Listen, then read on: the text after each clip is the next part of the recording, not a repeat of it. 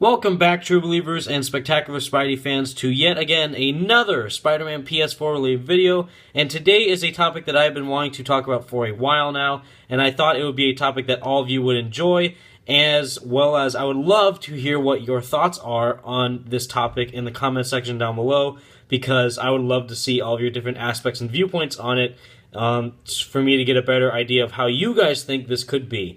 So today, the topic is, how funny will Peter be, or Spider-Man be, either or, in Spider-Man PS4? And the reason why I asked this question is because it's really, really, really prominent that humor is essential to the character of Spider-Man. One of the main reasons why we as fans love Spider-Man, as well as what makes Spider-Man so different from all the other superheroes, is, of course, his incredible comedic sense of humor.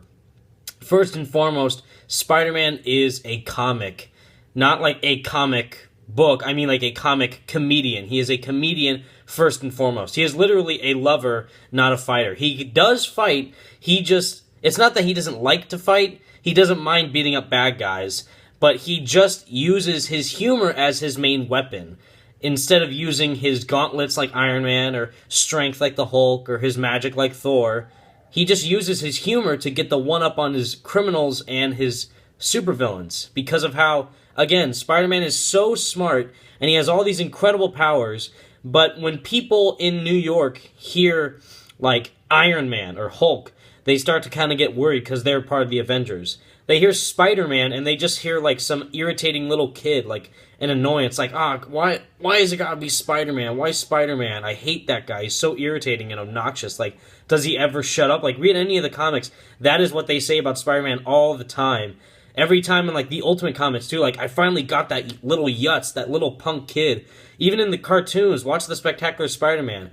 Comic humor and quintessential intellectual comedic awesomeness is what Spider-Man is known for. That is why he is the most popular superhero and the most profitable superhero of all time. You could be up for debate that it's Superman. Statistically, it is Superman, and then Batman is second, and third it's Spider-Man, but Superman and Batman rarely make jokes. Superman kind of makes lighthearted jokes. Spider-Man's power is his comic wit. And, it's not actually a superpower, but the thing that makes Peter Parker just so amazing as a character and relatable, as well, as because he's just a kid dealing with daily life problems, dealing with these jerks in New York City trying to ruin his city, his criminals and thugs running around the streets, and these supervillains attacking the people that Peter actually cares about, like Mary Jane or Aunt May.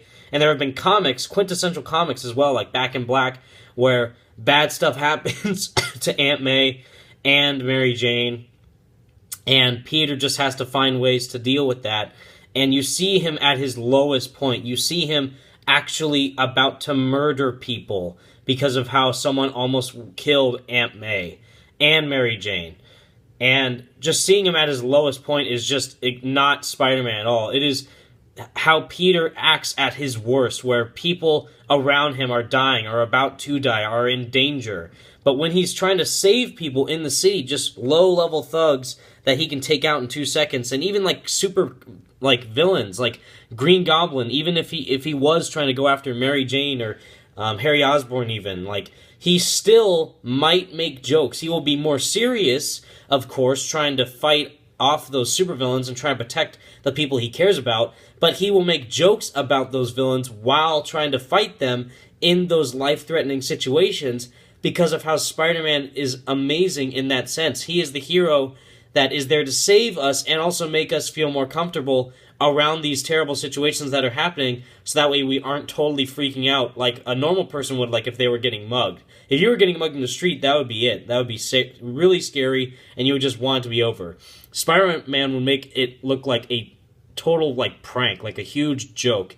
And that is what I know Insomniac will nail. And the reason why I'm showing you footage from the PS1 Spider-Man game is because I think, out of all the other Spider-Man games, this game nailed Spider-Man's humor to a T. They got it right when it needed to be in a serious moment, especially in the serious moment where Mary Jane was held captive by Venom, and then it was totally rectified even throughout the entire game, or interacting with other heroes like Daredevil, or even fighting off criminals in the game, or other supervillains like Scorpion and J. Jonah Jameson. J. Jonah Jameson isn't a supervillain, but just another supporting character like J. Jonah Jameson. Dealing with them through humor is a great way to show Spider-Man's humor, and it showed it perfectly in this game. The Raimi trilogy of games did a okay job of doing that because of how Tobey Maguire was delivering the lines a little flat sometimes. And even in the movies, people think that Tobey Maguire barely made jokes in those movies. He did make tons of jokes. In 1, 2, and 3 even, he made tons of jokes. Not as much consistent jokes, but he did make jokes, and they were funny jokes whenever he did make a joke. But in the Amazing Spider-Man movies, they were funny when Andrew Garfield was trying to be a really humorous Spider-Man, and he did a great job as being Spider-Man. To me, I agree with those people where Tobey was a great Peter, but Andrew was a great Spider-Man because of how witty he was, and Peter in Spider-Man 1 through 3 in the Raimi trilogy, as Spider-Man, he kind of didn't really make jokes because of how serious he was, but in that sense, it made sense. He wasn't like Batman, where he was brooding 24/7, but he did try and do jokes in situations that make sense, not try it 24/7. Whereas in the Amazing Spider-Man movies, it did feel like that, every single situation.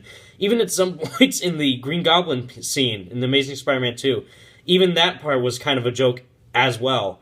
So, the reason why I'm bringing up the movies, and even like Tom Holland as well, I think Tom Holland is the quintessential Spider-Man at this point. I love Tobey. He's my childhood Spider-Man. Andrew Garfield did a terrific job as Peter Parker and Spider-Man, I think. But Tom Holland is fitting the best of both worlds, of both of those actors' portrayals, as well as his own take on it, and he's doing a fantastic job. But again, the reason why I'm bringing up the movies and the games is because how in the games, we haven't had the quintessential comic book accurate Spider-Man humor. We have had Spider-Man telling jokes, especially in The Amazing Spider-Man 2, where he's just swinging around. He's talking to himself while swinging around. At first, I found that a little bit irritating, and then I realized that is exactly who Spider-Man is. He does that all the time in the comics. He thinks to himself, talks out loud while swinging, being his totally quirky self as usual. That is who Spider-Man is, and I think Beanox did a great job showing that in Amazing Spider-Man 2. Fighting criminals as well in the streets as Spider-Man in the Amazing Spider-Man games. Telling jokes while fighting the criminals is a great thing to add as a feature for the game. Is something I think Insomniac Games will add and will do a better job of putting in Spider-Man PS4. And even in Shattered Dimensions and Edge of Time, Spider-Man did that as well. He told jokes while fighting bad guys, which is a great feature to have. Even though Web of Shadows is my favorite Spider-Man game of all time, Spider-Man barely told any jokes in that game. He was like the Batman of that game. He did tell some jokes, but they didn't really fit, and they were really rare. Fighting bad guys, Spider-Man didn't talk at all. He just totally beat the absolute crap out of them. I love seeing a badass Spider-Man, but I love the comedic Spider-Man as well. And which brings me to the trailer of Spider-Man PS4, is that you hear Peter doing his monologue of people see me and think they're safer, but it's not really me they're seeing. And then when he says, no pressure, right? Before he does that, he chuckles. He's laughing while he's understanding the situation at hand where 9 million, at least 9 million people in New York City are depending on Spider-Man to save him, or to save themselves. Spider-Man is needing to save those 9 million plus people in New York City. And he's saying, I'm just a kid from Queens. I don't know if I can do this.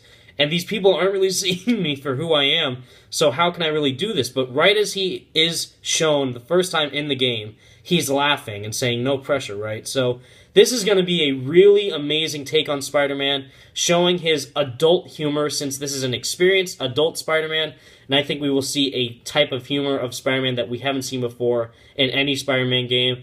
And seeing what Insomniac Games does with Ratchet & Clank and what they did with Sunset Overdrive, we are in for a treat with Spider-Man. I think we will get the quintessential Spider-Man ever in this game, out of all the other Spider-Man games up to date.